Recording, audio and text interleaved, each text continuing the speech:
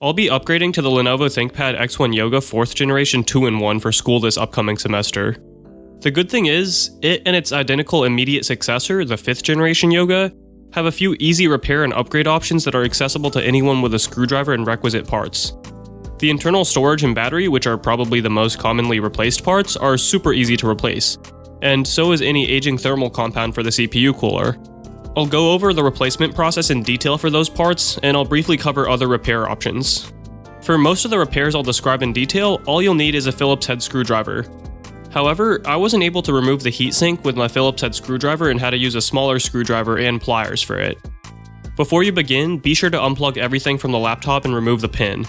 If your model has a SIM card, be sure to remove it too.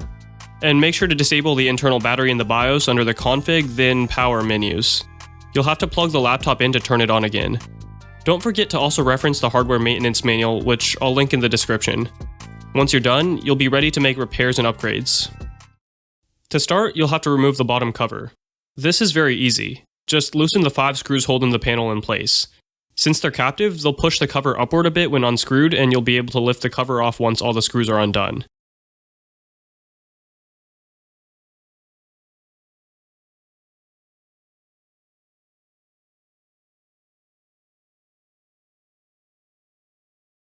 The SSD is a standard M.2 SSD. To remove it, undo and remove the screw holding the end of the SSD to the laptop. Then, very slightly lift the SSD up and gently pull it out of the M.2 slot. To install a new SSD, reverse the procedure. Slide the new drive into the slot, making sure to push it in all the way. If it's properly inserted, you should be able to lower it onto the screw so it sits flush against the screw hole. Then, retighten the screw holding the SSD in place. The X1 Yoga supports both SATA and NVMe SSDs, which are keyed so you can't put them in the wrong way. If your M.2 SSD doesn't fit, make sure it's facing the right way or try flipping it over so it's facing the right way. To replace the battery, all you need to do is undo a few screws, unplug a cable, and reverse those steps. Start out by lifting the plastic flap above the battery connector and unplugging the battery. This was a bit finicky for me, and it took me a bit to figure out that you have to slightly pull it upward out of the connector and then away from the battery along the connector.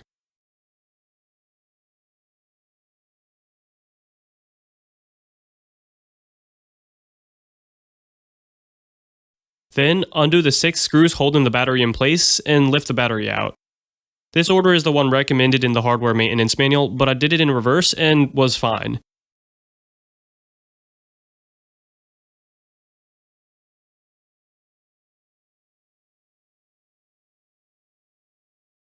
To replace the battery, reverse those steps. I had a bit of trouble plugging the battery in and had to finagle around with the connector a bit before it finally snapped back in place.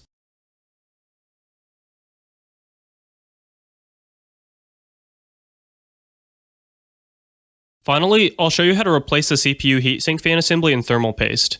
First, unplug the heatsink fan by pulling the cable out of the connector. It takes a bit of force, but the wires are thin, so be sure not to use too much force.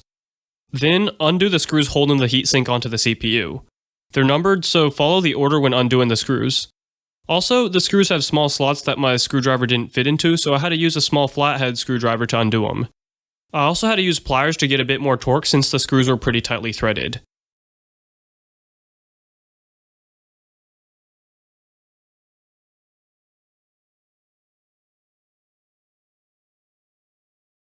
Clean the old thermal paste off the CPU die and heatsink using rubbing alcohol.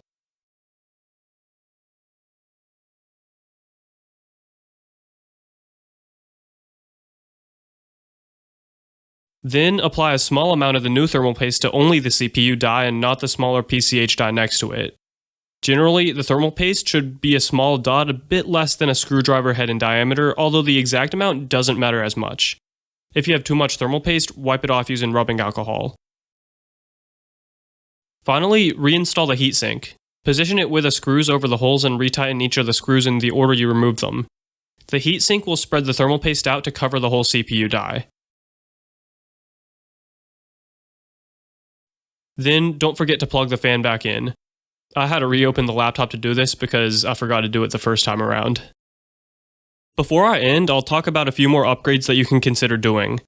You can add another SSD to the wireless WAN card slot, but be aware that the M.2 slot is B-keyed for only 2 lanes of PCIe, while most NVMe drives need 4 lanes and are M-keyed. They won't fit in this slot. The screen can also be replaced after removing just the bottom cover.